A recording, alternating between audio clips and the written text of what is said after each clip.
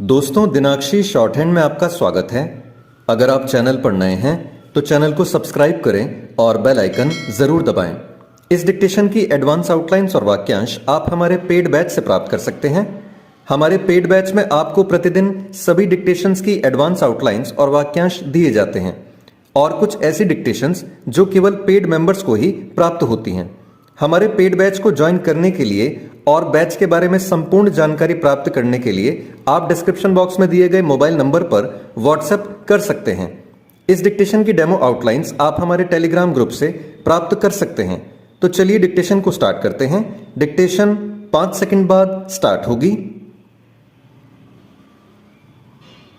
Ready, start. विधि आयोग की ओर से समान नागरिक संहिता पर लोगों से सुझाव मांगने के बाद भोपाल की एक सभा में प्रधानमंत्री का यह कहना उल्लेखनीय है कि यह संहिता समय की मांग है। इसका अर्थ है कि उनकी सरकार समान नागरिक संहिता के निर्माण को लेकर प्रतिबद्ध है।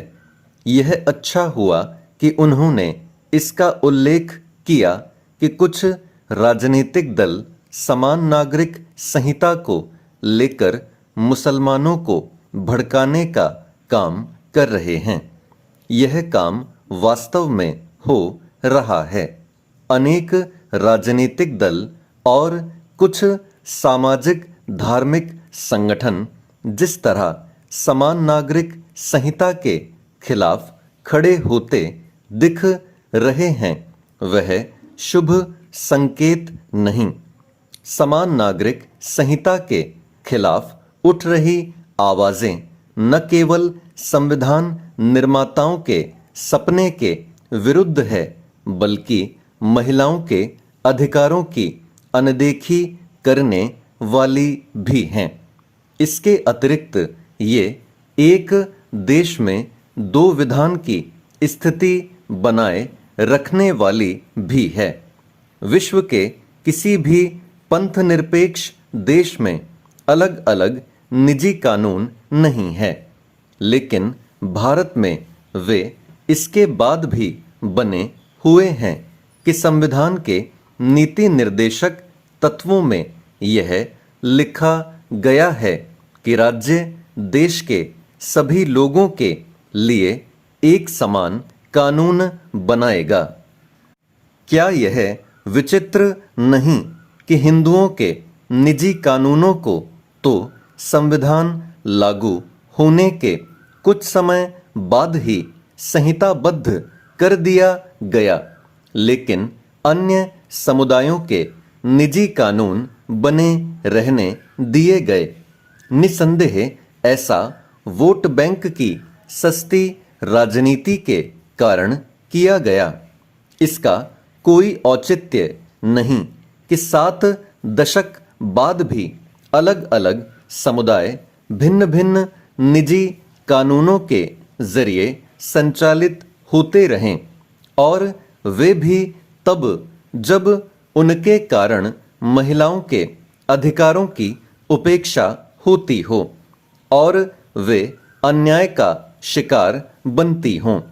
समान नागरिक संहिता को लेकर लोगों को किस तरह गुमराह किया जा रहा है, इसका पता इससे चलता है कि कुछ राजनीतिक दल यह प्रचारित करने में लगे हुए हैं कि इससे विभिन्न समुदायों की धार्मिक आजादी में हस्तक्षेप होगा। यह निरा झूठ है। समान नागरिक संहिता से किसी समुदाय की धार्मिक रीतियों में कोई हस्तक्षेप नहीं होने वाला।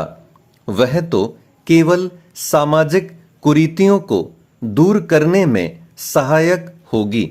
जैसे बाल विवाह, 3 तलाक की कुप्रथा खत्म करने की जरूरत थी, वैसे ही उन कुरीतियों को भी खत्म किया जाना चाहिए जिनके कारण महिला अधिकारों का हनन होता है।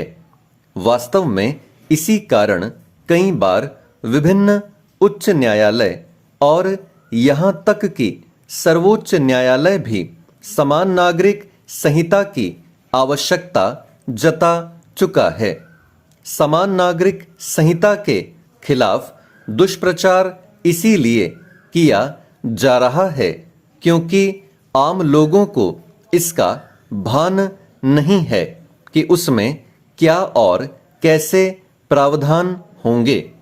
इसे देखते हुए उचित यह होगा कि विधि आयोग लोगों के सुझाव प्राप्त कर यथाशीघ्र समान नागरिक संहिता का कोई मसौदा देश की जनता के विचारार्थ पेश करे। इससे ही समान नागरिक संहिता को लेकर दुष्प्रचार करने वालों पर लगाम लगेगी।